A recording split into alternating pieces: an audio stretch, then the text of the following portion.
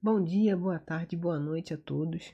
Eu me chamo Juan Guzo Santana e, com a orientação da professora Adriana Oliveira Bernardes, eu venho apresentar para vocês o trabalho Matéria Escura e o Experimento Atlas, divulgando física de partículas no ensino médio através de um grupo de astronomia escolar.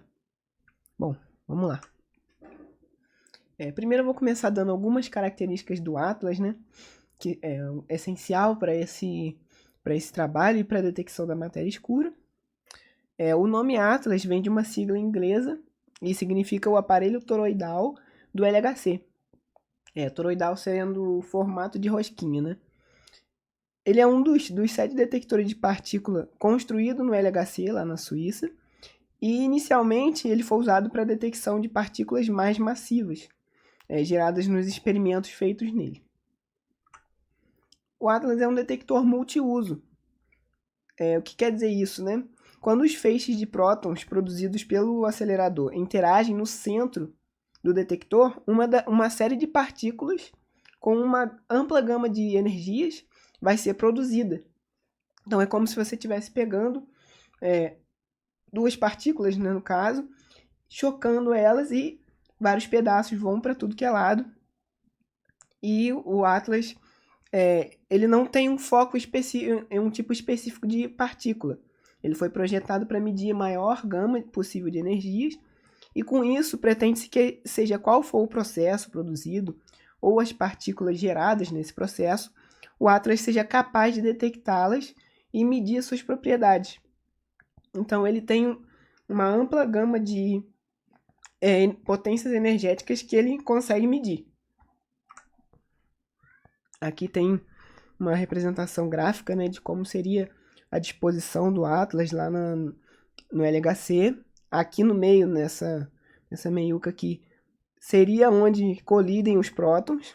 Essas linhas são os pedaços do próton voando para os lados. E aqui em volta seriam os detectores.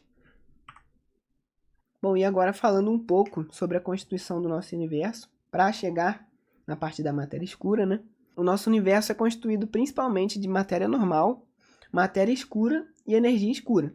Esses são os 3 componentes.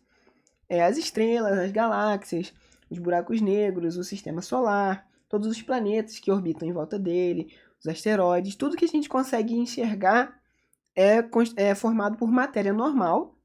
E essa matéria normal, isso tudo que a gente consegue ver, só constitui 4% de toda a composição do universo. A matéria escura, ela determina 26% da constituição do universo, e já a energia escura ocupa o restante dos 70%.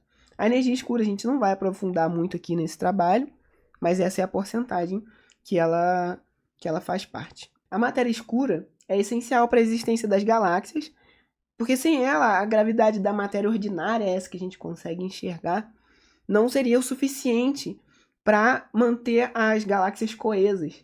Elas não conseguiriam manter o seu formato e não teriam estruturas complexas, tipo como a Via Láctea, que a gente conhece, né, as outras galáxias. Mas essa forma de matéria, a matéria escura, não interage com a luz. Então a gente não consegue enxergar. Mas aí você pode me perguntar, né? Se ela é invisível, como que a gente sabe que ela existe? Quando os astrônomos procuravam calcular a massa das galáxias, eles constataram que o número obtido nessa conta era 4 vezes maior do que o esperado, analisando a matéria visível. Então eles perceberam que havia alguma coisa a mais, algo que estava faltando nessa equação, mas que não era perceptível aos olhos. Outro fenômeno que também possibilita a identificação da matéria escura seria a lente gravitacional, que é uma coisa que acontece quando existe uma massa muito grande, muito concentrada de matéria em um local, interceptando entre o gerador da luz e a gente, né? Entre, por exemplo, uma estrela e a Terra, e essa luz é dobrada em volta dessa massa de matéria, por a gravidade ser muito influente naquele local. Essa concentração ela pode ou não ser de matéria escura. Acontece lente gravitacional com matéria ordinária, mas o foco aqui que a gente dá para essa parte é realmente da matéria escura, que esse fenômeno é usado como meio de detecção dela também. E aí, por que a matéria escura tem esse nome, né? Matéria escura. Eu vou quebrar em duas partes essa explicação. Primeiro, a parte da matéria, que é tudo aquilo que tem massa e ocupa lugar no espaço. Como a matéria escura exerce força gravitacional, ou seja, ela tem massa, então ela pode ser denominada dessa maneira, de matéria.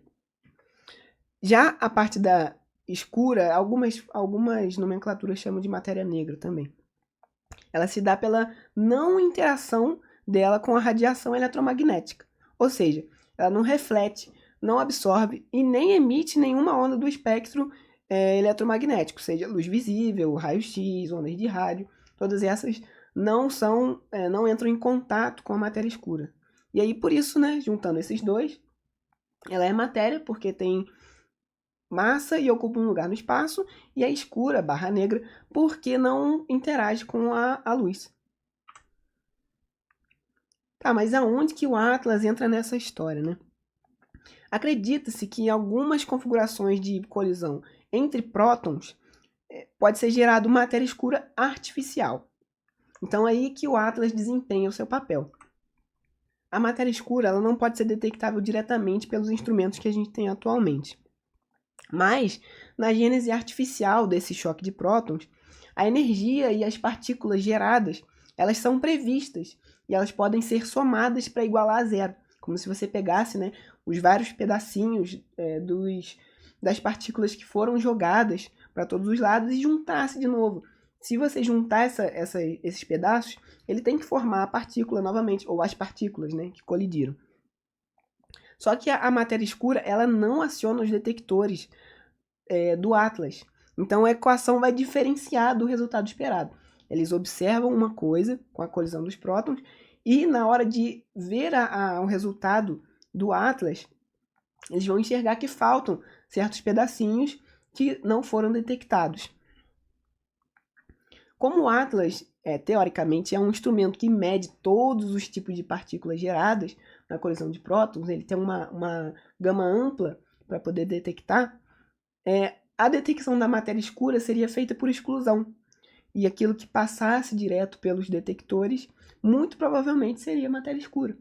Porque como ela não interage com nenhum dos detectores e o Atlas consegue detectar a maioria das partículas, aquilo que escapa pode-se inferir que é uma partícula de matéria escura.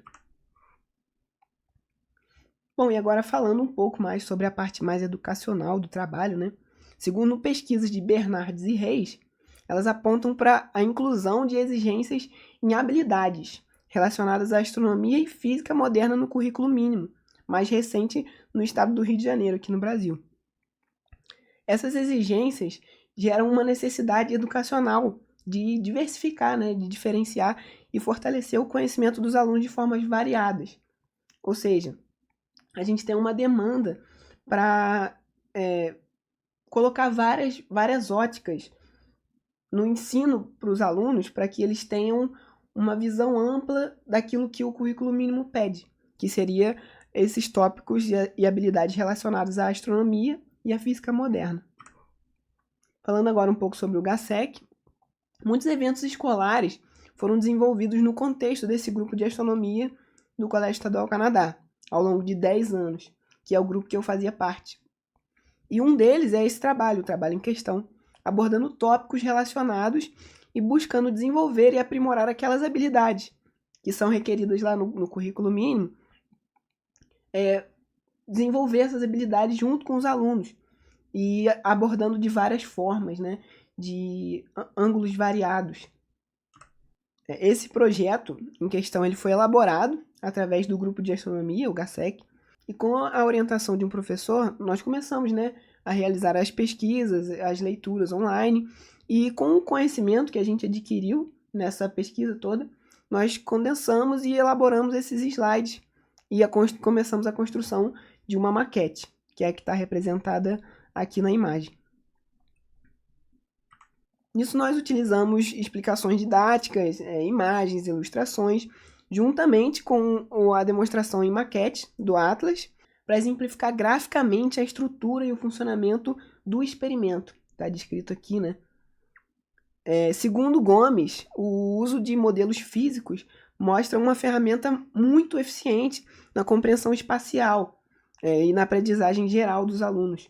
Então, no contexto aqui do trabalho, os alunos teriam mais facilidade de entender como é a disposição do experimento, né, como são as camadas, como ocorre a colisão de prótons lá no meio e como as partículas são expelidas a partir dessa colisão. Com a apresentação e a maquete prontas, nós compartilhamos o conhecimento que a gente adquiriu tanto com colegas de sala quanto em eventos externos à escola. E esse momento, né, de compartilhar os conhecimentos foi crucial e permitiu para a gente a transmissão desse conteúdo pesquisado. Também permitiu que a gente incentivasse outros colegas a se interessarem por ciência e interagindo com os públicos nos diversos eventos em que a gente foi. Partindo para os resultados, nós conseguimos perceber com a formulação do nosso trabalho o interesse do ouvinte por esse assunto, ainda que ele seja um tanto quanto complexo. Isso se deu por conta da explicação diluída que a gente conseguiu colocar no trabalho e que a gente conseguiu passar ela de forma fácil, de fácil entendimento para o público. Além disso, um recurso muito importante para a contribuição da explicação foi a maquete física. Quem interagia com a gente elogiava muito a maquete porque era uma forma de visualização muito prática e foi feito com material reciclável. Então, seria uma forma também de incentivar a construção desse tipo de material nas salas de aula. Nós tivemos a oportunidade de apresentar os projetos em algumas feiras de divulgação científica, como a FICT, a Feira Intercolegial de Ciências e Tecnologia, que ocorreu aqui na nossa cidade, a terceira Mostra de Física de Partículas do Colégio Estadual Canadá, que a gente fazia parte, e a Semana Nacional de Ciência e Tecnologia, que foi realizada em uma praça aqui na cidade de Nova Friburgo. No final, o trabalho teve uma repercussão muito positiva na escola, sendo apresentado diversas vezes e ele contribuiu significativamente e perceptivelmente para o conhecimento dos alunos no ensino fundamental, no médio, mas também nas turmas de educação de jovens adultos, que abrange o público um pouco mais velho, né? E isso mostrou que não é impeditivo também a idade, com o tipo de explicação que a gente conseguiu passar para o conhecimento de assuntos no geral. Aqui temos as páginas de referência, né? Mais umazinha. E muito obrigado pela atenção.